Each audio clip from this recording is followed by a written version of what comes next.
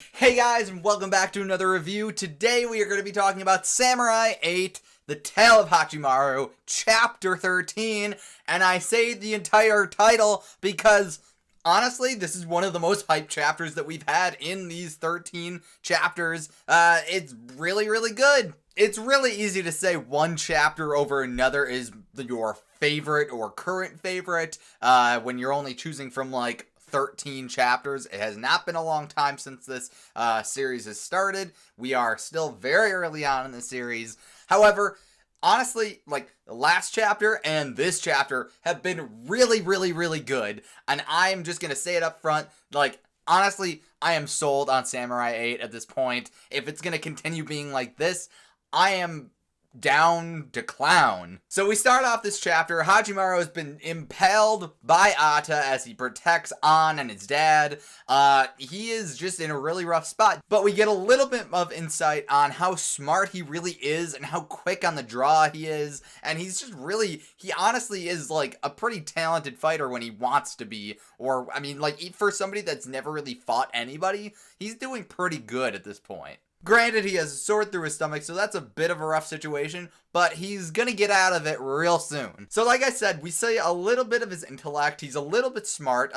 He ends up using a flight booster to accelerate and strengthen his sword slash, which is really, really cool. And Ata takes a note of this and is like, so really, his quick drawness and his ability to adapt on the fly really it's not a coincidence that he looks like the other 7 children, and we'll get into that a little bit more later on in the review, but he's definitely a little bit more special than he thought he was. Okay, so I just want to say I was wrong. I said last review that I thought that Hachimaru was just going to take care of business and he was going to do it all before Daruma wakes up, and I was entirely wrong. Daruma wakes up in this chapter and he is a freaking G. He is so cool, and honestly, I'm glad that he woke up because I like seeing more of what makes him so special and why people think he's so amazing and why they revere him as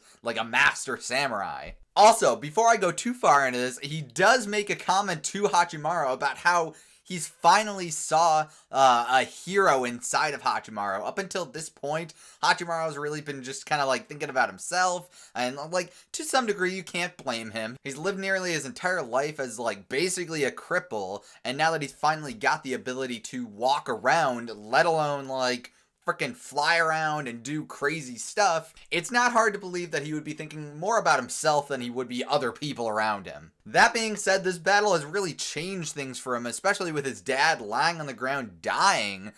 So he's definitely learned a few things, and the value of life, the value of others. Daruma has seen this change and has now acknowledged him basically as an official pupil in a sense, saying that well, maybe now he doesn't have to do long drawn out speeches and lectures to him, because now Hachimaru's finally getting it. Honestly, I got chills when he said that. When he said that he finally saw a hero, because you see in Hachimaru's face that that's all he really wanted to hear. He just wanted to hear some kind of acceptance and know that he was kind of at least on the right path, and that's just awesome. Meanwhile, with all this happening, Hagamichi finally gets free from being pinned down because Ata's focus is now on Daruma, and he's like, listen, Daruma, Master Daruma, take care of him. I'll take care of the father. I'll just do what I can. And we'll talk a little bit more about his first aid abilities later on. But he's basically going to help protect Hachimaru, An, and Furuta. A big focus in this chapter is Daruma versus Ata. And bear in mind, Daruma, when he said he was finally going to be able to move again, he would be at 60% or so. So he's not even at full strength, basically. And he is taking on Ata toe-to-toe. He's basically overpowering Ata. And he's doing it all with a freaking toothpick. Come on. This, honestly, if they wanted to show off how strong he is, he's not even using a sword, not even a regular sword, and he's certainly not using his soul sword thingamajig. So he is using a toothpick and is able to basically just decimate Ata. And he does this using a cool ass technique called the Kongo Yasha style Atmos Fang.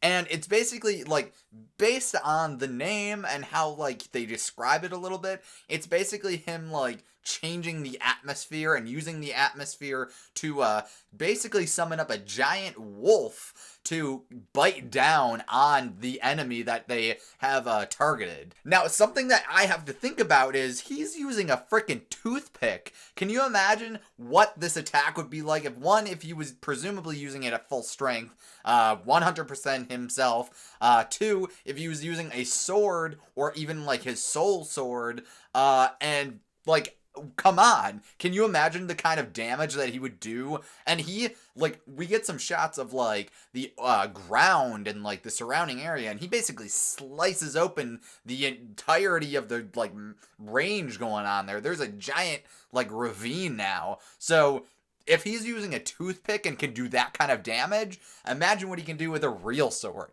On top of that, it's clear that this technique is well known, at least by like maybe just the Kongo Yasha style users or people that have known Daruma, because Ata actually takes note of this and is like, really? You're going to use that here? And he seems pretty worried about that. So Daruma is definitely going to be a big roadblock for him going forward. Also, Atmos Fang seems to be kind of more of a like last-ditch effort final attack. So that being said, with his toothpick, it's certainly kind of like, I'm sure it is way more powerful even now, but it also seems to be something that takes a lot out of Daruma, because he shows up kind of look like a wet cat. He says a wet cat, or a wet dog. Either way, he ends up looking kind of disheveled and a little tired, so I imagine this is something that takes a lot out of him. After Daruma takes out Ata, so first of all, Ata says that he's his incarnate body, or his like incarnated body, is not going to hold up against this, and it turns out that he's not really there, and I don't like that at all. But I'll get to that to the very end here, because really like the big like cliffhangery like big matzo ball is right there at the end.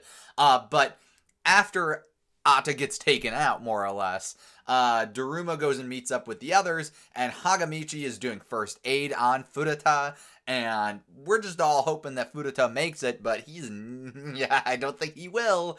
And part of the problem is that he's got all this mechanical stuff, and like whatever, he had that like machine that he implanted inside of him in order to suck up Ata's soul, so it's really interfering with the first aid, and there's not much more than Hagamichi can do, so honestly, I think he's probably gonna die. And just as they're explaining this, we get a little insight into who Fureta is, and maybe a little bit into why Hachimaru is so important to Ata and his whole plan. So Ata basically comes back. It turns out that his body was actually just a copy or something like that, and the last little remnants that were left over from the Atmos Fang attack ends up just like projecting a like hologram of him off in the distance somewhere. It's a classic like, oh, that wasn't my real body, so I don't mind losing, whatever. I don't care for that. I wish that they had at the very least like maybe it's like, oh, he had been watching, but it was another person.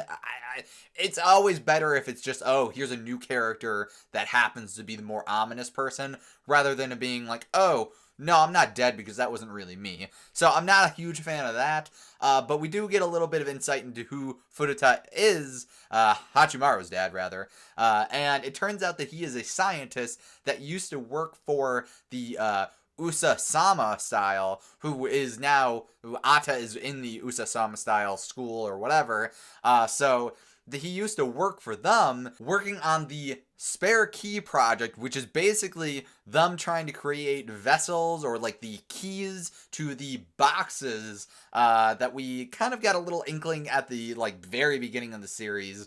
But they all look the same. They all look like Hachimaru. The differences are that their hair is black and their like little comma mark on their head is white.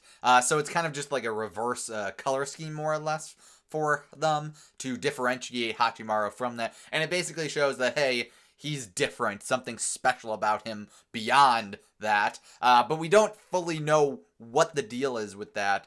Whether it be, I don't know. So Ata keeps saying that he shouldn't exist.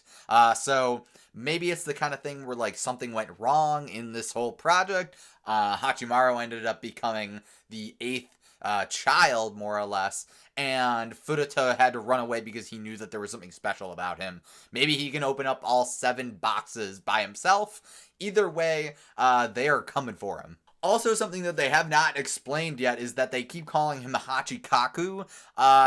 We still don't know what that is. Maybe that's his original name, and then in order to more humanize him, Furuta called him Hachimaru instead. I don't know what Kaku means in Japanese. I know Hachi is 8, so maybe it's the kind of thing where it's like all of the other, children are called like, I don't know, Ichikaku or whatever. Like they're the number and then Kaku. So who knows? Maybe Hachimaru, the Maru, is meant to differentiate him even further from them, and that's just the humanizing thing that Furuta wanted to do for him. But yeah, beyond the whole Ata wasn't really there and it wasn't really his body thing, I actually really like this chapter, and like that, I hesitate to say brings it down any amount, but if I really had to bring it down, I would bring it down to like 4.5 out of 5 stars, if I was going to rank it. I don't really rank these chapters like that, but if I was going to rank it, I would give it a 4.5 star because it's a really good chapter.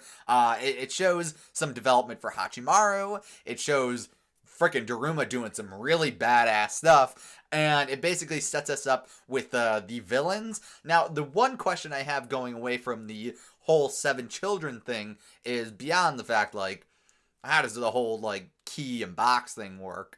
But beyond that is, like, are those 7, like, Hachimaru lookalikes sentient enough to know what's going on? Are they going to be the people that Hachimaru ultimately has to fight? Or is it just, like, they're eye candy until they need them for the ultimate, like, goal of the Ususama style school, I guess? They don't really call it a school, but I imagine it's... Either way, I'm wondering what their, like, ultimate role will be against Hachimaru and his crew. I don't know, that's one question I have coming away from this, because it seems like they are sentient enough to, like, talk to Hachimaru through the hologram. So I don't know, we'll see what that's like. But I ultimately really enjoyed this chapter. What did you guys think? Let me know down below in the comment section. Also, if you enjoyed this video, make sure to leave a like. I would greatly appreciate it. And if you want to see more from me, make sure to subscribe and ring the bell. That way, you'll get all kinds of notifications when I upload. I will see you guys in another video. See you later.